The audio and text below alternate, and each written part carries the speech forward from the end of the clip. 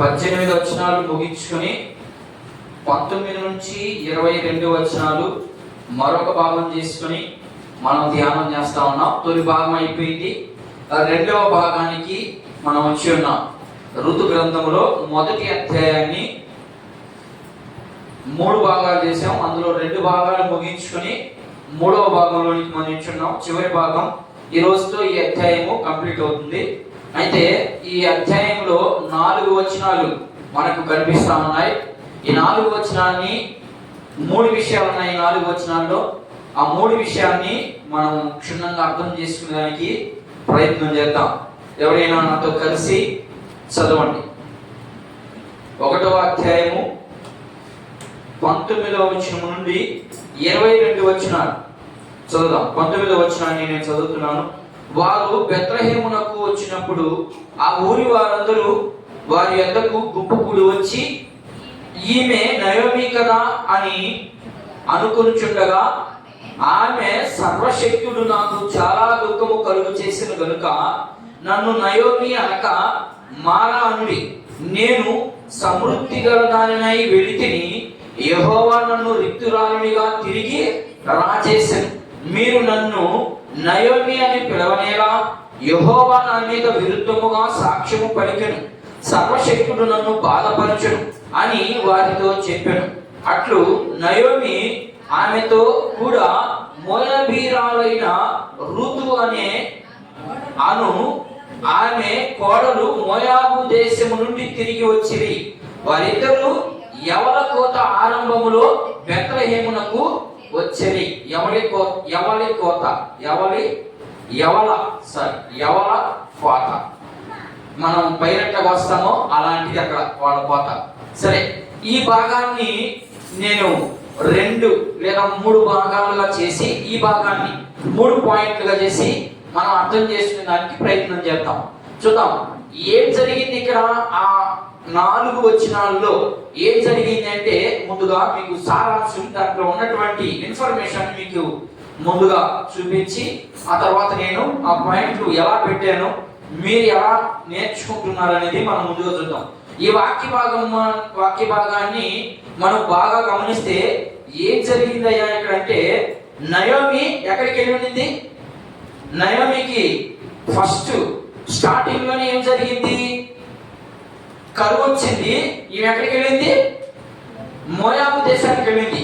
అక్కడ దాదాపు 10 సంవత్సరాలు గడిపిందని. గడిపి ఇప్పుడు మరలా ఇశ్రాయేలు దేశంలో పంట సమృద్ధిగా పండుతుంది, దేవుడు ద్వారాలు తెరిచాడు కాబట్టి మరలా ఆమె ఎక్కడికి వస్తుంది?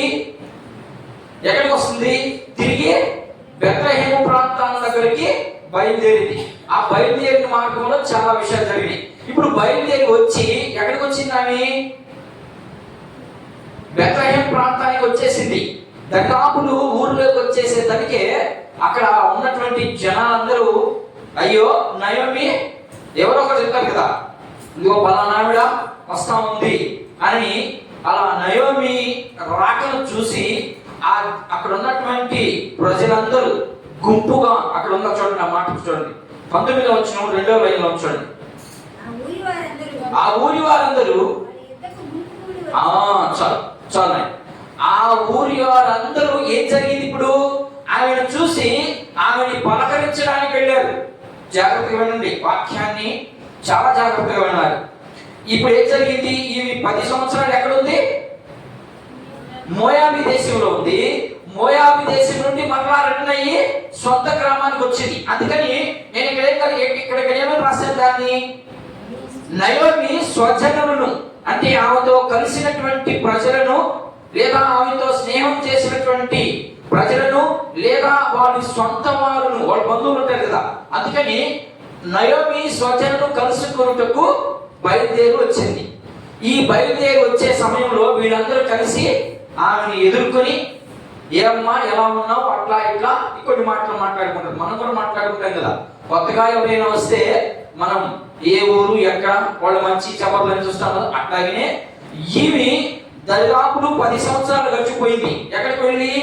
మోయాబు ప్రాంతానికి వెళ్ళి అక్కడి నుంచి మళ్ళా తిరిగి రిటర్న్ అయ్యి ఊరికి వచ్చింది కాబట్టి సొంతూరులో ఉన్నటువంటి ప్రజలంతా ఆమెని పరామర్శించడానికి వెళ్ళారు. ఈ పరామర్శించడానికి వెళ్ళినప్పుడు అక్కడ కొన్ని విషయాలు చూశారు. నయోమిలో చాలా బాధాకరం చూశారు. అందులో ఆమె చాలా సంతోషంగా వెళ్ళింది. ఎక్కడికి? మోయాబు దేశానికి. ఎలా సంతోషంగా వెళ్ళింది? కరువు వస్తే సంతోషం ఏమని అర్థదా? కరువు వస్తేనే కదా వెళ్ళింది.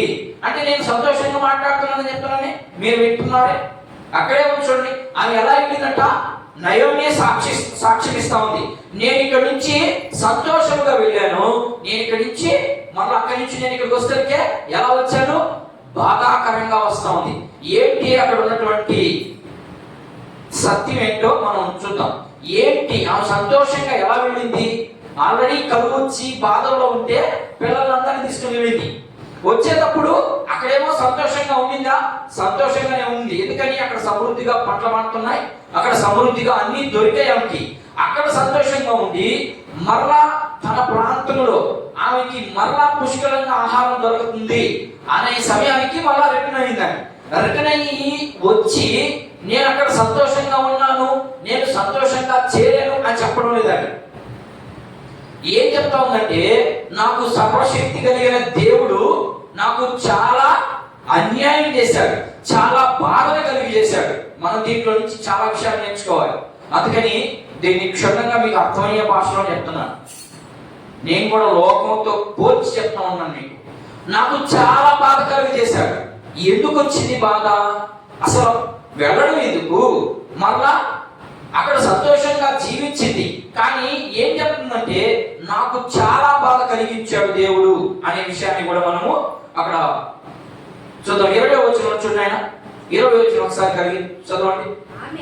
ఆమె సర్వశక్తుడు.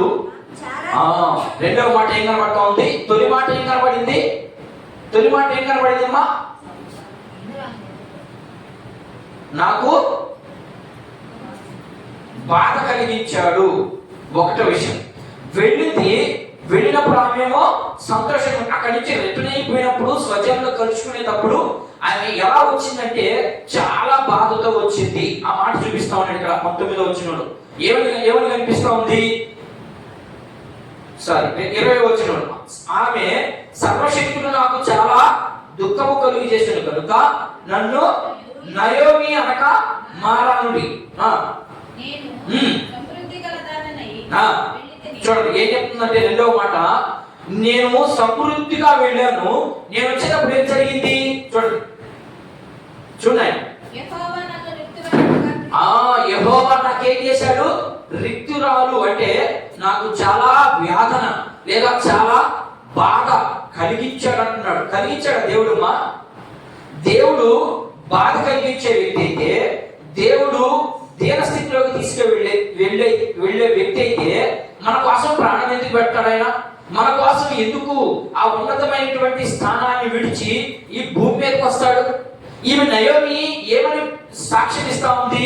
సర్వశక్తుడు నాకు చాలా బాధ కలిగించాడు. అక్కడికి వెళ్ళినప్పుడు మనం దాన్ని ఇంకా క్లుప్తంగా మనం అర్థం చేసుకోవడానికి ప్రయత్నం చేద్దాం. మొదటిగా అక్కడ ఏం కనపడింది? అలసట కనపడింది. అంటే వాళ్ళందరూ గుంపు కూడి వచ్చారు. 19వ వచనం ఉందా? అందరూ నయోమి చూడడానికి గుంపు కూడి వచ్చారు. గుంపు కూడి వచ్చిన దాన్ని నేను అలజడ రేపను అని రాశారు. అలజడ అంటే అందరు గుంపుగా వచ్చారనుకో ఎట్లుంటది? గందరగోళం ఉంటుంది కదా. అందుకని ఆ గుంపుకు బదులు నేను ఇక్కడ ఏం పెట్టాను? అలజడ అని పెట్టాను. సరిపోతుంది ఆ పదానికి. అక్కడ ఉన్న దాన్నే ఇంకొక మనకు అర్థమయ్యే రీతిగా విభజించడం జరిగింది. ఓకేనా? అక్కడ ఏం జరుగుతా ఉంది? అలజడ అని చెప్పాను. ఎందుకు? ఇది మనకు కావాల్సింది. అలజడ రేగింది. ఎందుకు రేగింది? కారణం ఏంటి? ఆమె దూర ప్రాంతం నుంచి 10 సంవత్సరాల తర్వాత తిరిగి వచ్చింది. 10 సంవత్సరాల తర్వాత తిరిగి వచ్చింది కాబట్టి ఆమెని పరామర్శించడానికి లేదా ఆమెను చూడడానికి వెళ్ళారు కాబట్టి అక్కడ ఒక అల్లరితో కూడినటువంటి గుంపుగా ఉంది. అది అక్కడ జరిగినటువంటి సంఘటన. ఏ సంఘటన? ఈ అల్లరితో లేదా అలాంటి గుంపులుగా ఉన్నటువంటి సంఘటనలో ఒక 2 వివరిస్తాను నేను. మొదటిగా మొదటి సమూయేలు గ్రంథం. మీకు ఉదాహరణకి గుంపు కూడెను అనే దానికి ఉదాహరణకి మాత్రమే ఇవి. అట్లాంటి సంఘటనలు ఇంకెక్కడైనా జరిగాయా అంటే ఆ జరిగిన వాటిని నేను వివరిస్తా ఉన్నాను. మొదటి సమూయేలు గ్రంథం 16వ అధ్యాయం చూడండి ఒకసారి. 4వ వచనాన్ని గమనిద్దాం. చదవండి. సమూయేలు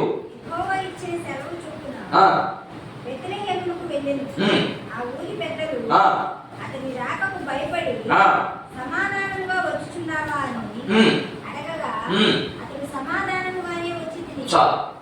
4వ వచనం అయిపోయిందమ్మా. 4వ వచనం కంప్లీట్ అయిపోయింది. ఇక్కడ ఏం జరిగింది అంటే సౌలు రాజుగా ఉన్నాడు.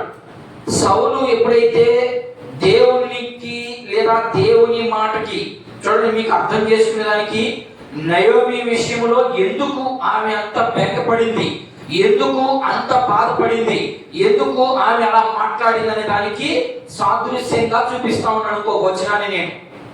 యేసు ప్రభు మీద లేదా దేవుని మీద ఆమె బాధపడతా ఉంది. ఎందుకు బాధపడతా ఉంది అనే దానికి మీకు ఉదాహరణని ఇంకొక వచనంగా నేను చూపిస్తా ఉన్నాను. ఇక్కడ ఏం జరిగిందంటే సౌలు రాజుగా ఉన్న సమయంలో దేవుడు ఒక మాట చెప్పాడు. ఆ మాటని వినలేదు ఎవరు? సౌలు రాజు వినలేదు కాబట్టి ఇప్పుడు సౌలు రాజుని పక్కన పెట్టి దావీదుని ఏర్పాటు చేసుకొని దావీదును అభిషేకించే సందర్భం ఇది. ఏం అర్థమవుతుందా? దావీదు రాజుని అభిషేకించే సందర్భం ఇది. ఎందుకని సౌలుని పక్కన పెట్టాడు దేవుడు? నేను ఇక్కడే ఉన్నారా? నాతో కూడా ఉన్నారా? బయట ఉన్నారా? నాతో కూడా ఉన్నారా? నేను చెప్పేది అర్థం కావట్లేదా? ఇప్పుడు నయోమి ఏమంటుందంటే నన్ను దేవుడు బాధ పెట్టాడు అని చెప్తా ఉంది. సరే, ఆమెను ఎందుకు బాధ పెట్టాడు అనేది పక్కన పెడదాం. ఇప్పుడు సౌలుని దేవుడే సౌలుని రాజుగా చెయ్యి అని చెప్పాడు. చెప్పిన తర్వాత సమూయేలు వెళ్ళి, ప్రవక్త కనుక ఆయన సమూయేలు వెళ్ళి సౌలుని అభిషేకించి రాజుగా కూర్చోబెట్టాడు. బాగుంది. కొంత సమయం జరిగింది. కొంత సమయం జరిగిన తర్వాత సౌలుకి ఏమొచ్చింది? ఇప్పుడు గర్వం వచ్చింది. అర్థమైందా? నా కింద ఇన్ని రాజ్యాలు ఉన్నాయి, లేదా ఎంతమంది జనాలు ఉన్నారు, ఇక నేను చెప్పిందే వేదవాక్కు అనుకున్నాడు ఆయన. అనుకుని దేవుడే స్వయంగా చెప్పాడు, మనుషులు చెప్పింది కాదు ఇది. దేవుడు స్వయంగా చెప్పాడు. ఏమని? ఇదిగో ఫలాన్ని చెయ్యి అన్నాడు. వీడు చేయలేదు. ఎంత భయంకరమైనటువంటి స్థితిలోకి వెళ్ళిపోతా ఉన్నాడు మనిషి. ఈయన చేయలేదు కాబట్టి ఇప్పుడు దేవుడు డైరెక్ట్ గా పోయి సౌలుతో మాట్లాడా? మాట్లాడలేదు. ప్రవక్తను పిలిచాడు, అంటే పాస్టర్ని పిలిచాడు.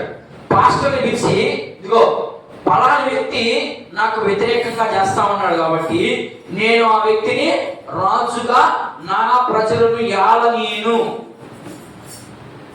సరే, ఇప్పుడు ఏం చేయాలయ్యా? యాలనీను. ఓకే, సరే, ఇప్పుడు ఏం చేయాలి? ఇప్పుడు ప్రవక్త కదా, దేవునికి ఆయనకి అనుసంధానం ఎక్కువగా ఉంటది. సరే, ఇప్పుడు ఏం చేయమంటావయ్యా? నువ్వు వెంటనే వెళ్ళు, ఫలాని ప్రాంతానికి వెళ్ళు, ఆ ప్రాంతంలో నేను ఒకరిని నీకు చూపిస్తా. నేను చూపించిన తర్వాత ఆ వ్యక్తిని రాజుగా చెయ్యి. ఇది సందర్భం. ఓకేనా? ఇప్పుడు ఆయన ఏం చెప్తా ఉంది? సర్వశక్తుడు నాకు బాధ కలిగిస్తాడు దేవుడు. మరి ఎందుకంటున్నమాట? ఇక్కడ సంఘటనకి అక్కడ సంఘటనకి దగ్గర పోలికలున్నాయి. చూడండి, ఇక్కడ ఏం జరిగింది? మాట మీరినందుకు రాజు పోస్ట్ ఓటు చేశాడు దేవుడు. అదే రీతిగా ఇశ్రాయేలు ప్రాంతంలో కరువు రావడానికి కారణం ఏంటి? వారు చేసినటువంటి అవిధేయత వల్ల ఏమొచ్చింది? ఆ ప్రాంతం మీదకి కరువు వచ్చింది. కరువు వచ్చినప్పుడు వాగ్దాన దేశంలో ఉండినటువంటి ప్రజలు, దేవుని నిబంధన మందసాన్ని మోసినటువంటి ప్రజలు, దేవునితో కూడా తిరుగుతూ ఉన్నటువంటి ప్రజలు, ఎక్కడైతే బాధ కలిగిందో బాధని భరించలేక వెళ్ళిపోయింది. దేవుడు బాధ పెడతాడా? నేను చెప్పేది అర్థమవుతుంది కదా? దేవుడు బాధ పెట్టాడు అంటే కారణం ఏమని చెప్పాను నేను? ఆల్రెడీ మీకు ప్రతిరోజు అదే చెప్తాను నేను. దేవుడు మనల్ని బాధ పెడతా ఉన్నాడు అంటే అర్థం మనం ఏదో పొరపాటు చేస్తా ఉన్నాం. ఎక్కడో చిన్న మాట కూడా ఆయనకి పొరపాటు అయితే ఆయన ఒక లిస్ట్ ఇచ్చాడు మనకు. ఇదిగో విశ్వాసి ఇలా ఉండాలి, నన్ను నమ్ముకున్నటువంటి వ్యక్తి ఇలా ఉండాలి, ఇలా ఉండగలిగితేనే మీకు అన్ని సమృద్ధిగా వస్తాయి. లేకపోతే ఏదో ఒక లోపం, ఏదో ఒక లోపం, ఏదో ఒక లోపం. అది ఏ లోపం అని మనం వర్ణించలేము, ఎందుకంటే అది అంతా ఆయన చిత్తంలో ఉంటుంది. ఎక్కడ ఏది చేస్తే నువ్వు చక్కగా వస్తావో ఆయనకి తెలుసు. కాబట్టి నిన్ను ఏ రీతిగా ఇబ్బంది చేయాలనో ఆ రీతిగా ఇబ్బంది చేస్తాడు. అదే జరిగింది ఇక్కడ. నయోమి ఏం చేసింది? దేవుని బిడ్డ నుండి అన్య దేశంలోనికి వెళ్ళిపోయింది. అన్య దేశంలోనికి వెళ్ళిపోవడమే కాక అక్కడ శారీరకంగా ఆహారం బాగా దొరికింది, తిన్నది పుష్టిగా ఉంది. కానీ ఆధ్యాత్మికంగా ఆహారం దొరకలేదు. ఏ ఆహారం దొరకలేదు? ఆత్మకి కావాలి కొంత ఆహారం, ఆహారం దొరకలేదు. ఆహారం దొరకలేదు కాబట్టి ఇప్పుడు ఏమైపోయింది? అవి ఆత్మలో చనిపోయినటువంటి స్థితి, బ్రతికేటువంటి స్థితి కాదు. ఆమె ఆత్మలో చనిపోయినటువంటి స్థితితో, పుట్టిడి దుఃఖంతో, పెద్దవాళ్ళు అంటున్నారు కదా, పుట్టిడి దుఃఖంతో ఏం జరిగింది? ఆమె అక్కడే సాక్ష్యం ఇస్తాము. దేవుడు నాకు ఏం చేశాడు? చాలా బాధ కలిగి చేసి. ఏం బాధ కలిగి చేశాడు? పోయేటప్పుడు ఎలా వెళ్ళింది? సంతోషంగా వెళ్ళిందని కింద వచ్చిన చెప్తుంది. సంతోషంతో ఆమె వెళితే ఇక్కడే ఉండొచ్చు కదా. ఎక్కడ? ఇశ్రాయేలు దేశంలో లేదా బెత్లెహేము ప్రాంతంలో ఉండొచ్చు కదా. సంతోషంగా ఉన్నటువంటి వ్యక్తి ఎక్కడికి వెళ్ళింది? మోయాబు దేశానికి వెళ్ళింది. మరి సంతోషం అనే మాట ఎందుకు రాశాడు అక్కడంటే, సంతోషం అంటే మనం అనుకున్నట్లుగా ఆహారము లేకపోతే డబ్బు హోదా కాదు. అక్కడ నీకు పిల్లలు ఎంత ఆనందంగా ఉంటుంది. పిల్లలు లేనటువంటి కుటుంబం చూడండి, పిల్లలు ఉన్నటువంటి కుటుంబం చూడండి. వాడు అరుస్తాడు, వీడు అరుస్తాడు, వాడు పోతాడు, అది సంతోషం. ఆ సంతోషంతో వెళ్ళింది ఇవి ఎక్కడికి? మోయాబు ప్రాంతానికి వెళ్ళింది. అంటే లోకంలో కలిసిపోయింది. లోకంలో ఎప్పుడైతే కలిసిపోయిందో దేవుడు కొంత టైం ఇచ్చాడు. ఎందుకని? ఇక్కడ కరువు వచ్చింది, వెళ్ళిపోయింది, బాగానే ఉంది. కొద్ది దినాలు ఉండి మరలా వచ్చి ఎవరిని పెళ్లి చేసుకోవాలా? ఇశ్రాయేలీయులు ఎవరిని పెళ్లి చేసుకోవాలా? వాళ్ళకి ఆజ్ఞ, అదొక కట్టడ. వాళ్ళకి ఇశ్రాయేలునే పెళ్లి చేసుకోవాలి. ఇవేం చేసింది? అన్యుల్ని పెళ్లి చేసేసింది. పెళ్లి చేయడంతో కూడా దేవుడు ఏం చేసేసాడు? అసలు భూమి మీదనే లేకుండా చేసి పారేసాడు పలకాయ. ఓకేనా? అందుకు ఆమె బాధపడుతూ ఉంది. అయ్యో, నేను సంతృష్టిగా వెళ్ళాను అక్కడికి, లేదా పుష్టిగా వెళ్ళాను, సంతోషంగా వెళ్ళాను, పిల్ల పాపంతో వెళ్ళాను. నేను చేసిన అవిధేయత వల్ల ఏం జరిగింది? నాకు ఇప్పుడు దుఃఖం వచ్చేసింది. ఆ దుఃఖం కలిగి చేసింది ఎవరు? దేవుడా, నీకు నువ్వే కలుగు చేసుకున్నావు. నువ్వు దేవుని విశ్వాసం అని తెలిసి, నువ్వు దేవుని ప్రజలు అని తెలిసి, నువ్వు యేసుక్రీస్తు రక్తముతో కడగబడ్డావని తెలిసి, నిద్ర లేసి మొదలుకొని పక్కనోడి మీద ఎత్తుకొని వాడు బాలేదు, ఈడు బాలేదు, నేను బాగుపడలేదు, నేను బాగుపడలేదు. ఈ దరువులో ఉంటే ఏమొస్తుంది నీకు? నీ ఇంటి మీద ఆశీర్వాదం వస్తుందా? నీ ఇంటికి రావాల్సినవన్నీ వస్తాయా? రావు, ఆగిపోతాయని అంతే. నువ్వు ఎప్పుడైతే మార్పు చెందుతావో, యేసుక్రీస్తు చెప్పాడు ఏమని? బాప్తిస్మం ఎందుకు తీసుకోవాలి? బాప్తిస్మం ఎప్పుడు ఇవ్వాలి? పని మార్పు చెందితేనే బాప్తిస్మం. మార్పు చెందకుండా బాప్తిస్మం ఇవ్వకూడదు. కానీ ఈరోజు బాప్తిస్మానికి మేము సిద్ధపడ్డామండి, రండి బంగారం ఇచ్చేస్తానంటున్నాడు పాస్టర్. ఓకేనా? ఇది ఎవరి తప్పు? పాస్టర్ తప్పు. ఇది బాప్తిస్మం ఇవ్వాలి అంటే వాడికి రక్షణ ఉందా? వాడికి మారు మనసు ఉందా? మారు మనసు రక్షణ లేకుండా నువ్వు బాప్తిస్మం ఎలా ఇస్తావు? వాడు నిద్ర వేసి ముదురుకొని భూముల మీద ఎత్తుకునే మార్పు లేని జీవితం జీవిస్తుండే అలాంటి వాడికి మీరు ఎలా ఇస్తారు బాప్తిస్మాలు? అది ఇక్కడ జరిగిన సంఘటన. ఇవి యేసుక్రీస్తు బిడ్డ అయ్యింది, దేవుని గుణగణాలన్నీ ఎరిగినటువంటి వ్యక్తి ఎక్కడికి వెళ్ళింది? శరీర సంపద కోసం వెళ్ళింది. యోహాను రాసినటువంటి మొదటి పత్రికలో 2వ అధ్యాయంలో యేసుక్రీస్తు ప్రభువు 2 మాటలు మాట్లాడతాడు. ఏమని మాట్లాడతాడంటే, 2వ అధ్యాయం 15-16 వచనాల్లో, ఈ లోకమునైనను లోకములో ఉన్న వాటిని మీరు ప్రేమించొద్దు, అవి తండ్రి వల్ల కలిగినవి కావు అంటున్నాడు. మరి ఈమెమి ప్రేమించింది? ఈమె వాక్యం తెలుసు కదా, దేవుని ఉద్దేశాలు తెలుసు కదా, మరి ఎందుకు వెళ్ళింది మోయాబు ప్రాంతానికి? కారణం పేరుకు తగినట్లుగా జీవితం లేదు. ఆ పేరుకు అక్కడికి వస్తాం. ఇది మొదటి పాయింట్. మార్పు చెందిందామె. ఏ అలసట ఎందుకు రేగిందో చెప్పాను. ఇప్పుడు ఆమెలో మార్పు వచ్చిందా? వచ్చిందమ్మా? మార్పు వచ్చింటే ఎందుకు వెళ్తావు అక్కడికి? మార్పు రాలేదు కాబట్టే ఆమె అక్కడికి వెళ్ళింది. చదువునాయి ఇప్పుడు చదువు. అదే అదే అదే అదే అదే మాట చదువునాయి. సౌలు గురించి కదా నేను ప్రస్తావిస్తా ఉన్నాను. సౌలు ఏం చేశాడు? దేవునికి వ్యతిరేకంగా చేశాడు. వ్యతిరేకంగా చేసిన దాన్ని బట్టి ఇప్పుడు దావీదుని అభిషేకించడం జరిగింది, దావీదుని రాజుగా ఎంచడం జరిగింది. అప్పుడు కూడా ఒక పెద్ద గోల జరిగింది. మీరు ఆ 16వ అధ్యాయాన్ని అంతటిని కానీ మీరు క్షుణ్ణంగా కానీ చదివితే మీకు ఇంకా బాగా అర్థమవుతుంది. ఇది మొదటి పాయింట్. నాయన అలచడ అనే దాంట్లో ఆమె గుంపు కూడి వచ్చారు అన్నదాన్ని వివరించాను. రెండవదిగా దానికి తగినట్టుగా ఇంకొక సందర్భాన్ని కూడా నేను చూపించాను. ఇప్పుడు సర్వశక్తులైనటువంటి యేసుక్రీస్తు ప్రభువారు పుట్టినప్పుడు కూడా ఇలాంటి అలజడే జరిగింది. అర్థమవుతున్నాయా అని చెప్పి మూడు ఉదాహరణలు ఇస్తున్నాను. మొదట జరిగిన దాన్ని వివరిస్తున్నాను, ఏం జరిగింది నయోమి విషయంలో అనేది వివరించాను. రెండోది అలాంటి సంఘటన ఇంకెక్కడైనా జరిగిందా పాత నిబంధనలో అని మనం చూస్తే దావీదు విషయంలో జరిగింది. ఇప్పుడు కొత్త నిబంధనలోకి వచ్చేసరికి అదే అలసట రేగింది ఇంకొక చోట కూడా. ఏంటది అనేది మనం మత్తయి సువార్త తీద్దామే. మత్తయి సువార్త 2వ అధ్యాయం చూద్దాం. 2వ అధ్యాయం మొదటి నుంచి మనం మీకు అర్థమయ్యేదానికి మాత్రమే. నా వచనం అయితే 3వ వచనం చదవాలి, కానీ మీకు అర్థం అవ్వాలి కాబట్టి 2వ అధ్యాయం చూద్దాం. రాజైన హెరోదు దినమయందు యూదా దేశము బెత్లెహేములో యేసు పుట్టిన పిమ్మట ఇదిగో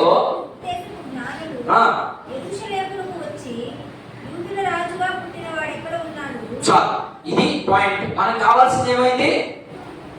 ఆల్రెడీ ఎవరు పరిపాలిస్తున్నారు ఆ ప్రాంతాన్ని? యూదా బెత్లెహేము ప్రాంతాన్ని హెరోదు అనే రాజు పరిపాలిస్తున్నాడు. హెరోదు అనే రాజు పరిపాలిస్తా ఉంటే మరలా అక్కడ ప్రవచనం జరిగింది, ప్రవచనం నెరవేర్పు జరిగింది. ఏమని? ఇదిగో యూదా దేశపు బెత్లెహేములో ఎవరు పుట్టారంటమ్మా? యూదులకు ఒక రాజు పుడతాడు. ఇది ఒక కలవరం అయిపోయింది. మళ్ళా ఏంటంటే నేను ఆల్రెడీ రాజునైతే మళ్ళా ఇంకొక రాజా, ఇది ఒక కలవరం. ఇదే గుంపులు కూడేశారు.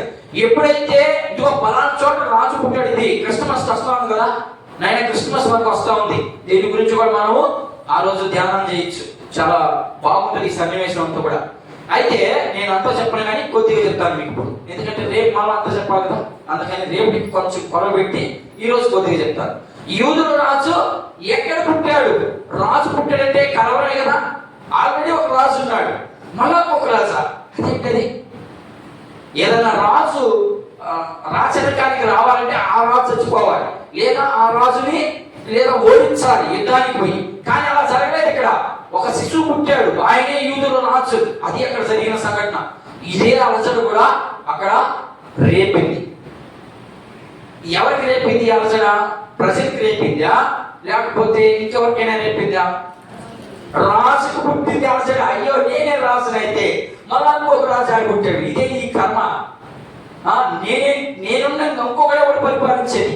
ఆయన ఏం చేశాడు? ఆయన కలవరం చెంది అక్కడ ఉన్నటువంటి ప్రజలకు ఏం చెప్పాడు? ఇంకా మీరు కింద చదువుకుంటూ కలిస్తే మీకు బాగా అర్థమవుతుంది. ఏం చెప్పాడంటే ఎతకమన్నాడు ఎక్కడున్నాడని. అక్కడ ఇంచుమించుగా ఒక 60 మంది పిల్లల్ని చంపేసినట్లుగా చరిత్రలో ఆధారాలు ఉన్నాయి. ఆ రోజులో యూదుల రాజు పుట్టినవాడు 2 సంవత్సరాల లోపు మగపిల్లలందరినీ లేపేశాడు ఆ రాజు. కలవరం. ఓయమ్మో నేనెక్కడ ఓడిపోతాను చేతులని. అర్థమైందా? ఇప్పుడు నయోమి జీవితం ఎలా అయింది? కలవరంతో నిండిపోయింది. అయ్యో, నేను దేవుని మాటను ధిక్కరించి, లేదా దేవుడు వాగ్దాన దేశం మాకు ఇచ్చినటువంటి దేశాన్ని విడిచి నేను లోకంలోకి పోయినందుకే కదా ఏమొచ్చింది నాకు? దుఃఖము కలుగు చేసిందా? ఇప్పుడు దానికి ఏం పేరు పెట్టారు? ఇది 19వ వచనంలో ఉన్నటువంటి వివరణ. ఓకే నాయన, ఇంకొక మాట కూడా చూద్దాం. లూకా సువార్త చూడండి నాయన, లూకా సువార్త 15వ అధ్యాయము 7వ వాక్యాన్ని 10వ వాక్యాన్ని మనం చదువుదాం. చూడండి నాయన, ఒకసారి త్వరగా చూడండి. లూకా సువార్త 15వ అధ్యాయం 7వ వచనం. అటువలే మారు మనసు అక్కర్లేని 99 మంది నీతిమంతుల విషయమై కలుగు సంతోషము కంటే మారు మనసు పొందు ఒక్క పాపి విషయమై పరలోకమందు ఎక్కువగా సంతోషము కలుగును. ఏం జరిగింది ఇక్కడ నయోమి విషయంలో? మారు మనసు వచ్చిందా? రాలేదు. దానికి పొంతలుగా ఏం మాట్లాడుతున్నాడంటే, ఎంత ఉన్నా ప్రయోజనం లేదు, కానీ ఎంతమంది ఉన్నా మారు మనసు కలిగినటువంటి ఒక్క వ్యక్తి చాలు అని అంటున్నాడు ఇక్కడ యేసుప్రభు. ఇంకా చదువు 10వ వచనం చదవండి. ఆ వచనం అయిపోయిన తర్వాత సరే చదువు.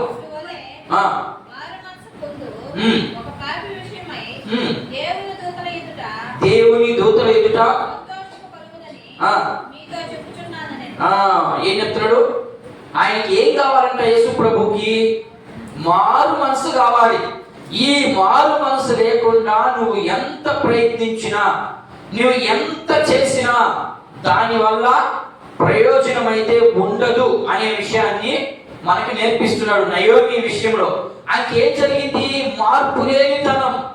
ఆమె పేరేమో నయోమి అని పెట్టుకుంది. ఇశ్రాయేలీయులు దేవుని ప్రజలుగా ఉన్నది, కానీ ఆమెకి మార్పు లేనందువల్లనే శ్రమలు వచ్చాయి. ఓకేనా? ఇది మొదటి విషయం.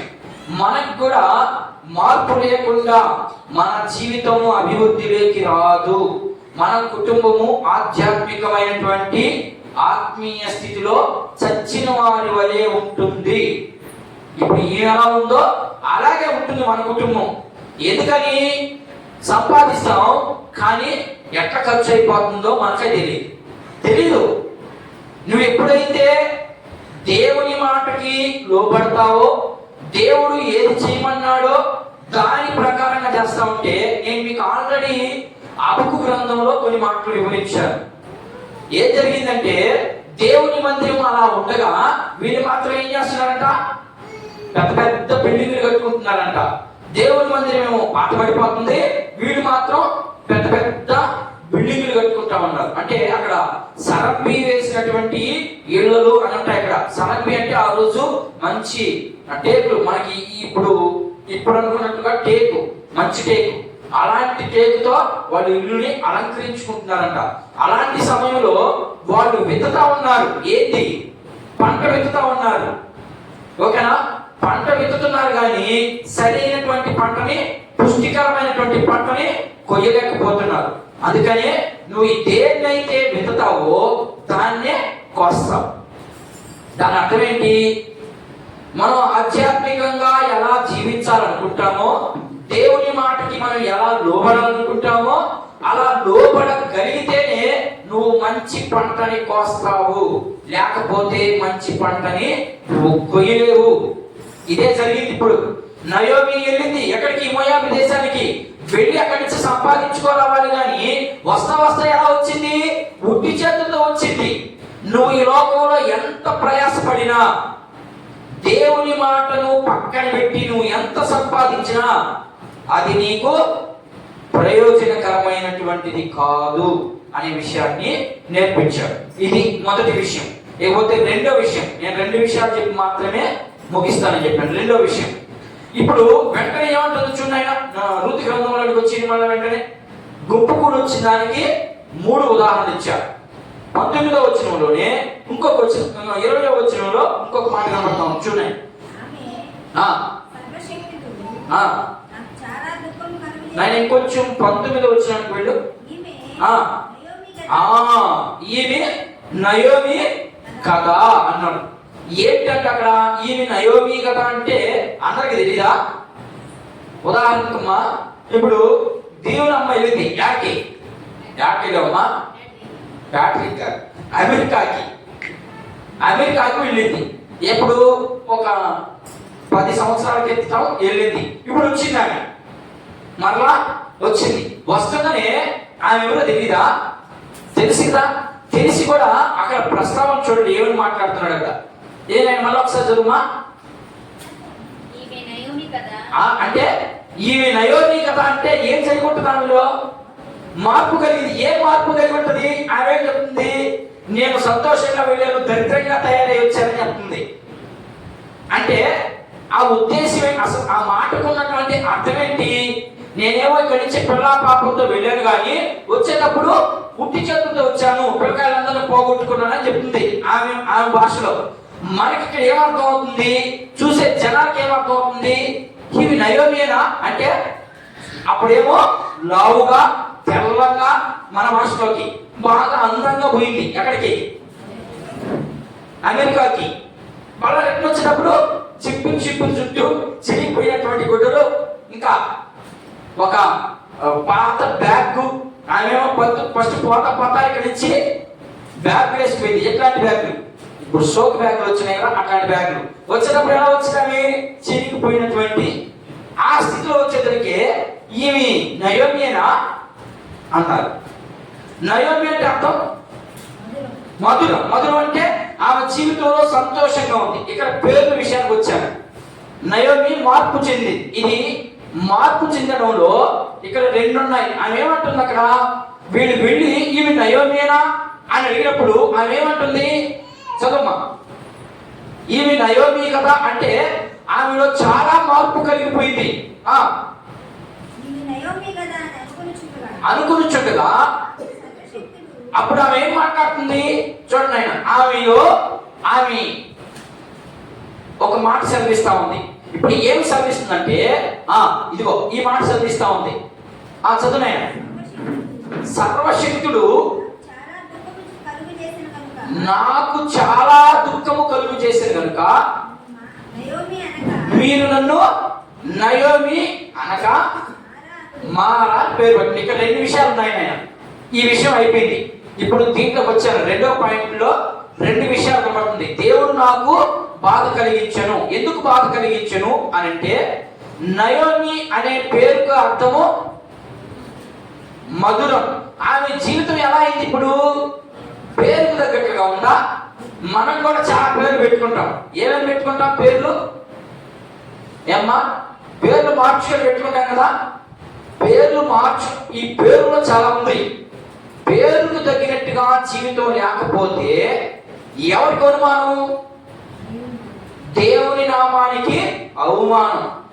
యేసు అని పేరు పెట్టుకుంటాడు, వాడికి అసలు ఆయనకి ఈయనకి కనీసం ఇంత పోలిక కూడా ఉండదు. యేసు అంటే అర్థమైనా అని తెలుసుకున్నాం మనం పోయిన వారం. రక్షకుడు. ఏ రక్షకుడు? 2 రక్షకులు ఉన్నారు. 2 రక్షకులు ఉన్నారని చెప్పాను నేను. ఒకటి లోకంలో ఉన్నటువంటి విషయాలలో సహాయం చేసేవాడిని కూడా మనం రక్షకుడు అంటున్నాం. కానీ పాపములో ఉన్న వ్యక్తిని మాత్రము విడిపించగలిగిన వ్యక్తి మాత్రమే రక్షకుడు అనే విషయాన్ని తెలుసుకున్నాం. ఇక్కడ నయోమి మధురంలా ఉంది ఆమె జీవితం. లేదు, ఆమె ఏం చెప్తుందంటే, నా పేరు నయోమి అని అనొద్దు, నేను సంతోషంగా లేను. సర్వశక్తుడు నాకు దుఃఖము ఎందుకు కలిగించాడంటే, ఈమె చేసిన దానికి పశ్చాత్తాపము చెంది ఇప్పుడు ఆ మాట మాట్లాడుతుంది. నన్ను మారా ఏమంటుంది? నన్ను నయోమి అనొద్దు మీరు. దానివల్ల నాకు అలాంటి స్థితి లేదు, నాలో సంతోషం లేదు, నాలో అంతా బాధే ఉంది. కారణం ఎవరు అంటే దేవుడి మీద వేసేస్తుంది. నయోమి అని పేరు పెట్టుకున్నది, పేరుకు తగినట్లుగా జీవితం లేదు కాబట్టి ఇప్పుడు ఆమె జీవితం ఎలా మార్పు వచ్చింది?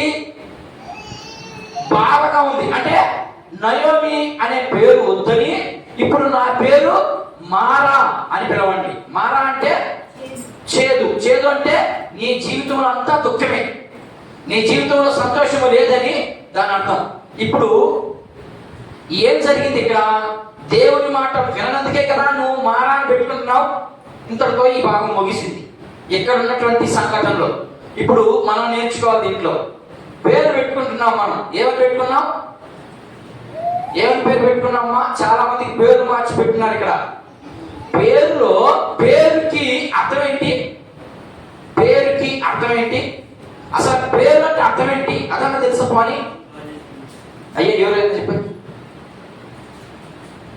పేరు ఎందుకు పెట్టుకుంటారమ్మా?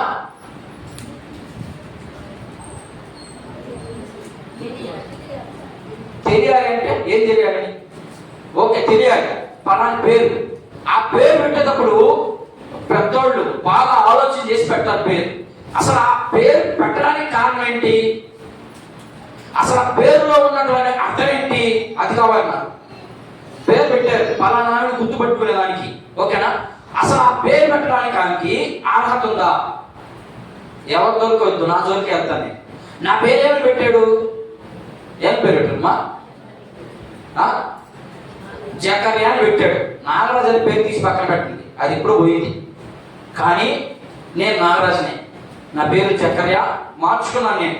నాకు బాప్టిజం ఇచ్చేటప్పుడు జకర్యా అని పేరు పెట్టాడు. జకర్యా అంటే అర్థం ఏంటి? ఏమా? దానికి ఒక అర్థం ఉండాలి. పేరు ఎందుకు పెడతారంటే ఆ స్వభావం, పేరుకు తగ్గట్టుగా వాడి జీవితం ఉండాలి. స్వభావం. పాపం ఎక్కడి నుంచి వచ్చింది? నాకు తయారైందా? అవలేదు. ఎక్కడి నుంచి వచ్చింది ఇది? ఆదాము చేసినటువంటి పాపపు స్వభావం నాలోకి వచ్చింది. అర్థమవుతుందని చెప్పేది. ఇప్పుడు పేరు ఈమెమని పెట్టుకుంది? నయోమి అని పెట్టుకుంది. కానీ ఈమె జీవితంలో సంతోషం లేదు, దుఃఖమే వచ్చింది. కారణం ఏంటంటే దేవునికి వ్యతిరేకంగా చేసింది కాబట్టి ఈమెకి దుఃఖం కలుగు చేసింది. ఇప్పుడు మారా అని పిలవండి నన్ను, నాకంతా దుఃఖమే గడిచినది. అలాగే నాకు జకర్యా అని పేరు పెట్టాడు. జకర్యా అంటే అర్థం ఏంటి? నిత్యము ధూపం వేసేవాడు. ఏం చేయాలంట? ఆయన గురించి ఎక్కడ దొరుకుతుంది? లూకాసు సువార్త 1వ అధ్యాయం తీయండి, అక్కడ ఉంటుంది చూడండి.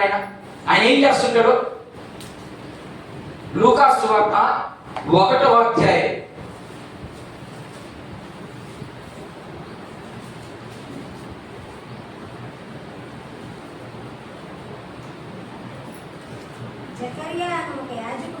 నాయన వాళ్ళకి ఎక్కడ రెఫరెన్స్?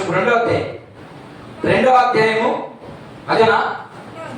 1వ అధ్యాయం చెప్పు ఎక్కడ రెఫరెన్స్? 1వ అధ్యాయము 5వ వచనం అంటమ్మా. చూడండి, యూదా దేశపు రాజైన హేరోదు దినములందు అబియా తరగతిలోనున్న జకర్యా అను ఒక యాజకుడు ఉన్నాడు. ఏం చేస్తున్నాడు ఆయన? యాజకత్వం. నేను ఇప్పుడు యాజకత్వం చేస్తున్నానా? యాజకత్వం అయింది. మన పాస్టమే యాజకత్వం అంటే నిత్యము ధూపం వేస్తా ఉండాలి. వాడికి పనే ఉండకూడదు. వాళ్ళకి ఒక తరగతి ఉంటుంది. అబియా తరగతి చొప్పున అంటే వాళ్ళ గోత్రాలకి ఒక్కొక్క గోత్రానికి ఒక్కొక్క సమయాన్ని నియమించాడు. ఇదిగో ఈ వారం అంతా ఫలానా వ్యక్తి ధూపం వేయాలి, ఇంకొక వారంలో ఇంకొక వ్యక్తి, ఇంకొక వారంలో అట్లా. వాళ్ళకి వాళ్ళ కుటుంబంలో ఎంతమంది అయితే ఉంటారో, ఏ కుటుంబంలో? యాజక కుటుంబంలో. అర్థమైందా? ఆ యాజక లేవీ వంశంలో ఉన్నటువంటి వారికి మాత్రమే ఈ యొక్క క్రమశిక్షణ, అంటే క్రమంగా ఒకరి తర్వాత ఒకరు, ఒక వారం ఒకరు చేయాలి, 2వ వారం ఇంకొకరు చేయాలి, అట్లా అన్నమాట. అది తరగతి. అంటే ఆ తరగతిలో ఈయన ఏం చేస్తున్నాడు? నిత్యము చదవండి, అమ్మా చదువు. జకర్యా అను ఒక యాజకుడును, అతని భార్య ఆరోను కుమార్తెలలో ఒకతే, ఆమె పేరు ఎలిజబెత్. వీరిద్దరూ ప్రభు యొక్క సకలమైన ఆజ్ఞలు చొప్పున, న్యాయ విధులు చొప్పున నిరపరాధులుగా నడుచుకొనుచు దేవుని దృష్టికి నీతిమంతులై ఉండిరి. ఎలిజబెత్ గొడ్రాలై ఆ చదువు 8వ వచ్చిన చదువు.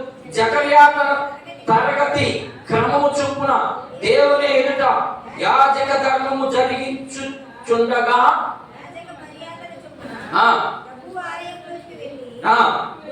అది సంగతి. ఏమేయాలంట? మనం ఇదంతా ఎందుకు చదువుకుంటున్నాం అంటే పేరుకి ఒక పేరు పెట్టుకున్నావు అంటే కనీసం ఆ పేరులో 25% మనలో ఉండాలి జీవితం. అది మార్పు. 25 కూడా ఉండదు, పేరు మాత్రం ఏం పెట్టుకుంటాడు, నచ్చినట్టుగా పెట్టుకుంటాడు. పెట్టేసి కనీసం వాళ్ళలో 25% ఉందా? అలా పేరు మార్చుకున్నందుకు ఏమైనా ప్రయోజనం ఉందా? పేరు మార్చుకున్నాం ఏమన్నా ప్రయోజనం ఉంటుందా? బ్రతుకు మార్చుకోమని చెప్తుంది బైబిల్. పేరు మార్చుకుంటే సుఖమేమి? మరి పేరు ఎందుకు? నువ్వు పేరు పెట్టి పిలిచినా పరలోక రాజ్యానికి పోతావు, పేరు పెట్టి పిలవకపోయినా పరలోక రాజ్యానికి పోతావు. అందుకని యేసన్న ఒక పేరు, యేసన్న ఒక పాట పాడితే ఏమన్నమాట అంటే ఆడ ఒక కొత్త పేరుతో పిలుస్తాడు మనల్ని. ఇక్కడ నువ్వు చక్కెర పెట్టుకున్నంత మాత్రాన వచ్చిందేం లేదు, దానివల్ల ప్రయోజనమే లేదు. బ్రతుకు మారకుండా నువ్వు పేరు యేసు అని పెట్టుకున్నా, లేకపోతే ఇర్మియా అని పెట్టుకున్నా, లేకపోతే ఇంకొక పేరు పెట్టుకున్నా దానివల్ల ఎలాంటి అదే జరిగింది ఇక్కడ. నయోమి అని పేరు పెట్టుకొని దేవుని ఆజ్ఞలన్నీ ఎరిగి నువ్వు మళ్ళా లోకంలోకి వెళ్ళిపోయి లోకంలో జీవించి మళ్ళా తిరిగి నువ్వు లోపలికి వచ్చావు అంటే దానివల్ల ఎంత డిస్టర్బ్ అయిపోతుంది సంఘం. ఆ సంఘంలో ఉన్నటువంటి యాజకుడు, సంఘంలో ఉన్నటువంటి బలమైనటువంటి విశ్వాసులు ఎంత ప్రార్థన చేస్తే తిరిగి రిటర్న్ వల్ల నువ్వు వస్తావు. ఇవి వెళ్ళిపోయిందా? ఎక్కడి నుంచి వెళ్ళిపోయింది? బెత్లెహేము ప్రాంతాల నుంచి మోయాబు దేశానికి వెళ్ళింది. అంటే దేవునిలో ఉండి వెంటనే లోకంలోకి వెళ్ళిపోయింది. మనం కూడా వెళ్ళిపోతా ఉన్నాం. దేవుని ప్రజలమే కానీ దేవుని ఆలయంలో మనం ఉన్నాం, లోకంలోనే ఉంటాం. అలాంటి వ్యక్తి కోసం ఏం జరిగింది ఇక్కడ? ధూపం, ప్రార్థన. ఈ మళ్ళా తిరిగి వచ్చింది. అదే కదా మార్పు అని పేరు పెట్టాను ఇక్కడ. ఎప్పుడైతే ఆమె మార్పు వచ్చిందో, మార్పు రావడానికి ఆమె ఏమైనా ప్రార్థన చేస్తుందా? లోకంలోకి వెళ్ళిపోయిన ఆమె ప్రార్థన చేస్తుందిగా, చేస్తుందమ్మా. లోకంలోకి పోయి లోక సంతోషాన్ని అనుభవించినటువంటి వ్యక్తి ఇక ప్రార్థనే చేయదు. చేసిన ఎలాంటి ప్రార్థన చేస్తుందంటే నేను నా బిడ్డలు బాగుండాలి నాయన, ఇంకా ఆమె ఇక నేను పక్కోడితో వద్దు, అది కాదు ఇక్కడ చెప్పమన్నది. నువ్వు ఏ స్థితిలో ఉన్నా, నువ్వు ఎలాంటి పరిస్థితిలో ఉన్నా విజ్ఞాపన, ఖచ్చితంగా విజ్ఞాపన చేయాలి. ఆ విజ్ఞాపన వల్లే నువ్వు నేను మార్చబడ్డాం. ఓకేనా? ఎవరు చేశారు మీకోసం విజ్ఞాపన? మీకు తెలియకపోవచ్చు, మీకోసం విజ్ఞాపన నాకు పలానా చేశాడు, పలానా చేయదని. కానీ ఎవరో ఒకరి ద్వారా దేవుడు నీ పేరు పెట్టేసి ఉంటాడు. అంతే, నీ పేరు పెట్టి విజ్ఞాపన చేస్తూ ఉంటారు. కాబట్టి నువ్వు మార్పు చెంది లోకంలో నుంచి సపరేట్ చేయబడి నువ్వు ఇక్కడికి వచ్చావు. వచ్చిన నువ్వేమైనా చేయగలుగుతున్నావు ఇంకోరి కోసం? లేదు. అదే జరిగింది ఇక్కడ. ఆమె వెళ్ళిపోతుంది. అక్కడ ఉన్నటువంటి ప్రజలు పోతే పోయిందిలే, ఆ వాస్తు అంతా మనం లాక్కున్నాం, లేదంటే ఆ ప్లేస్ అంతా మనం అడ్డగించుకున్నాం అనుకున్నారా? లేదు. ప్రార్థన చేశారు. ప్రార్థన చేసి మళ్ళా ఆమె 10 సంవత్సరాలు లోకంలో ఉండి మళ్ళా వెలిగించబడతారా? ఆయన 10 సంవత్సరాలు యేసుక్రీస్తు ప్రభువుని అంగీకరించారు. యేసు ప్రభు దగ్గర బాధలు వచ్చి దగ్గరికి వెళ్ళిపోయి మళ్ళా యేసు ప్రభు దగ్గరికి వచ్చారంటే దాని వెనక ఎంత బలమైనటువంటి ప్రార్థన ఉంటుందో మీరు ఆలోచన చేయాలి. మనం అలాంటి ఆలోచన చేయాలి. ఏమనుకుంటాం? నాకు నేనే మార్పు చెందా. ఏ మార్పు చెందవు. నీ వల్ల ఏది కాదు. దేవుడు కూడా నీ కోసం విజ్ఞాపన చేశాడు. ఆ విజ్ఞాపన విని మనం రోమపత్రికలు మనం ఆల్రెడీ ధ్యానం చేస్తాం కాబట్టి అప్పుడు కూడా వస్తుంది మీకు ఆ పాయింట్. పరిశుద్ధాత్మ దేవుడు నీ కోసం, యేసుక్రీస్తు ప్రభు ఎక్కడున్నాడు ఇప్పుడు?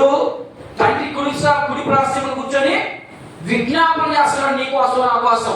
అయ్యో నా బిడ్డ మార్పు చెందలేదు, ఇంకా నా బిడ్డ పేరు మాత్రం నన్ను నమ్ముకుంది కానీ నా బిడ్డ ఇంకేమి మార్పులు కనబడలేదు. మార్పు కనబడాలని ఆయన విజ్ఞాపన చేస్తున్నాడు. అదే జరిగింది ఇక్కడ నయోమి జీవితంలో. దేవుడిని ఎరిగి లోకంలోకి వెళ్ళిపోయింది. మళ్ళా తిరిగి వచ్చి దేవుడి మీదే నిందేస్తుంది. మరి నువ్వు నేను యేసుక్రీస్తు ప్రభుని ఎరిగి నా ఇంట్లో సమృద్ధి లేదండి, నా ఇంట్లో అది తక్కువగా ఉంది, మా ఇంట్లో ఇది లేదు అది లేదు, నాకు ఇది చేశాడు అది చేశాడని దేవుడి మీద ఎత్తిపడుస్తున్నావా? నువ్వు జాగ్రత్త.